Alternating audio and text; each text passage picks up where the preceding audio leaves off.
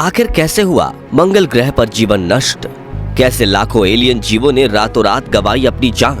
और क्या भविष्य में होगा मंगल ग्रह पर जीवन संभव? दोस्तों, आपने ये कई बार सुना होगा कि पृथ्वी के बाद सौर मंडल के किसी दूसरे ग्रह पर जीवन की कल्पना की जा सकती है, तो वो है मंगल ग्रह। हालांकि हमारी आकाशगंगा की तरह ही पूरे ब्रह्मांड में 2 लाख करोड़ से भी ज्यादा गैलेक्सीज हैं, जिनमें अनगिनत ग्रह, उपग्रह और उल्कापिंड मौजूद हैं। और वैज्ञानिकों का मानना है कि ब्रह्मांड में और भी ऐसे ग्रह मौजूद हैं जहां जीवन पनपता है। हालांकि ये एलियंस हमारी तरह हैं या नहीं, ये तो नहीं पता, मगर वो जीवित जरूर होंगे। जबकि साथियों, कुछ वैज्ञानिकों का दावा ये भी है कि पृथ्वी पर जीवन मंगल ग्रह से यात्रा करके आया है। तो अब सवाल ये आता है कि अतीत में ऐसा तो क्या हुआ था कि अचानक इस हरे भरे ग्रह से जीवन का नाश हो गया? उन जीवों का क्या हुआ जो मंगल ग्रह पर रहा करते थे?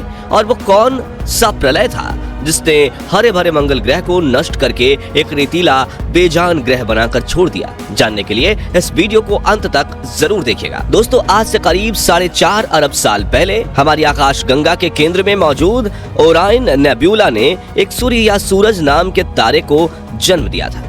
ये तारा आकार में काफी बड़ा और गर्म था और फॉर्मेशन के शुरुआती चरणों में इस तारे में कई तरह के आंतरिक और बाहरी बदलाव हुए और उन्हीं बदलावों के कारण सौर मंडल के 9 ग्रहों का निर्माण हुआ। इसलिए सूर्य को ग्रहों का जन्मदाता भी कहा जाता है। सूर्य में से जन्मे सभी ग्रह शुरुआत में बेहद गर्म थे, लेकिन सूर्य की तरह ग्रहों के पास खुद से गर्मी पैदा करने का कोई जरिया नहीं था। इसलिए उन्होंने ठंडा होना शुरू कर दिया।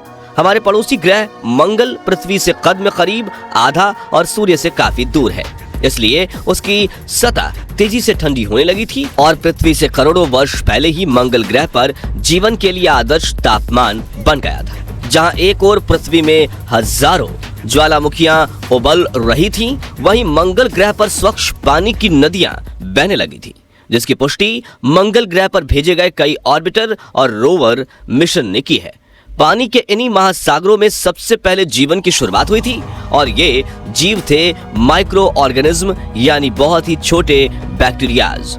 एवोल्यूशन से जुड़ी हुई लगभग सभी थियरीज यही कहती है कि पानी में ही हर ग्रह पर जीवन की शुरुआत इन्हीं माइक्रो ऑर्गेनिज्म से होती है और फिर समय के साथ जब इनका विकास होना शुरू होता है तो ये अलग अलग जीवों में तब्दील होने लगते हैं और लाखों सालों बाद इनमें से कुछ जीवों की प्रजातियां एडवांस सिविलाइजेशन का रूप लेती हैं, बिल्कुल हम इंसानों की तरह। और मंगल ग्रह के केस में हमें इसे मार्शियन एलियंस कहकर पुकारना होगा।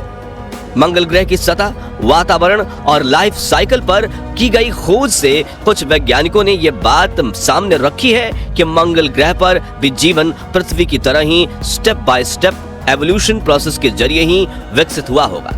यानी कि वहां भी सबसे पहले महासागरों में बैक्टीरियाज का जन्म होकर, विकास होकर कई जीवों के जीवन की शुरुआत हुई होगी, जिसके बाद उन समुद्री जीवों ने खाने की तलाश में पानी से बाहर निकलकर जमीन पर कदम रखा होगा और जमीन पर रहते हुए विकास के कई चरणों से गुजरने के बाद एक प्रजाति इंसान की तरह विकसित हुई होगी और बाकी प्रजातियां यानी कई तरह के जानवर भी मंगल पर पनपे होंगे। ये सचमुच ऐसा ही होता है, लेकिन वास्तविकता ये है कि मंगल ग्रह के जीवन काल को इतना विकसित होने का मौका ही नहीं मिल पाया था, क्योंकि मंगल ग्रह पर जीवन शुरू होने की कहानी की समाप्ति हमारी सोच से काफी पहले हो चुकी थी। दरअसल जब मंगल ग्रह पर बहने वाले विशाल महासागरों में माइक्रोबियल बैक्टीरियाज पनप रहे थे और धीरे धीरे विकास की सीढ़ी चढ़ रहे थे, तभी अचानक एक ऐसा हादसा हुआ जिससे रातों रात मंगल ग्रह के जीवन के नामो निशान मिटा दिए गए।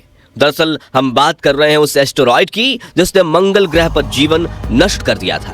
तो आज से लाखों करोड़ों साल पहले सौर मंडल में सफर कर रहा एक एस्टेरॉयड तेजी से मंगल ग्रह की ओर बढ़ रहा था और देखते ही देखते वो मंगल ग्रह के वातावरण में दाखिल होते हुए इसकी सतह से टकरा गया। यह एस्टेरॉयड इतना बड़ा था कि जब वो मंगल ग्रह की सतह से टकराया तो उसमें से हजारों परमाणु बम जितनी ऊर्जा निकली, जिसने मंगल की सतह को इतनी गहरी चोट पहुंचाई कि मंगल का पूरा ऊपरी हिस्सा अपनी सतह छोड़कर गोली की रफ्तार से मंगल के वातावरण में ऊपर उछला, जिसमें गर्म होकर उबलते हुए खनिज, बड़ी बड़ी चट्टानें और सूक्ष्म धूल कण शामिल थे।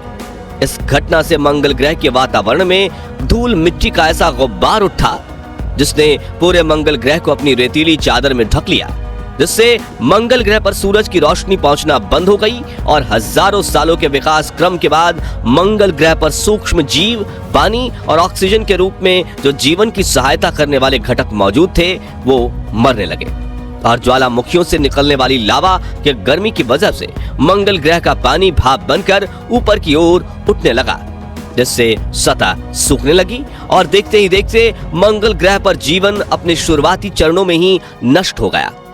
जिसके बाद हजारों सालों में हुए बदलावों के बाद आज मंगल ग्रह का लगभग पूरा पानी सूख गया है और यह ग्रह पूरी तरह से वीरान पड़ा है।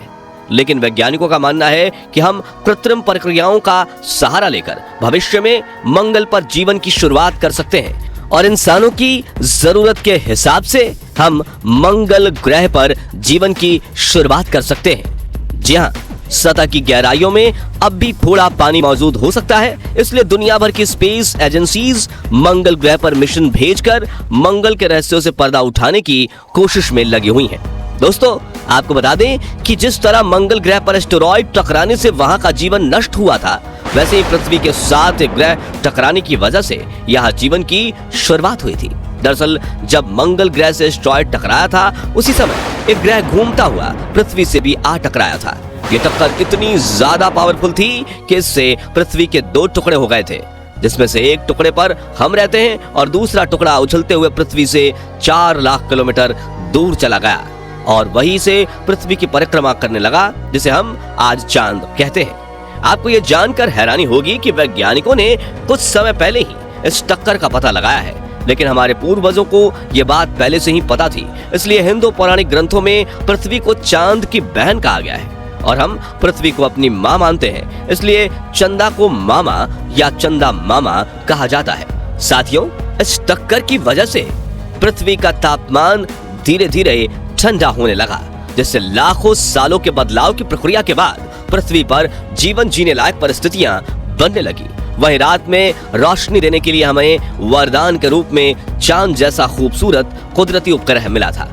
साथियों, पृथ्वी की इस टक्कर के बारे में जानने के बाद चलिए अब एक बार फिर मंगल ग्रह पर चलते हैं, जहां एस्टेरॉयड्स की टक्कर की वजह से समुद्र का सारा पानी भाप बनकर हवा में उड़ गया था, लेकिन वहां सतह के नीचे ग्राउंड वाटर जरूर मौजूद था और यही भूजल कुछ समय बाद मंगल की विशालकाय ज्वालामुखियों के संपर्क में आया और भाप बनकर मंगल ग्रह के वायुमंडल में उड़ गया, जहां अब समय के साथ धूल की चादर पतली होने लगी थी। इसलिए इस पानी से मंगल के आसमान में एक बार फिर बादल बनने लगे और मंगल ग्रह पर बारिश की शुरुआत हुई।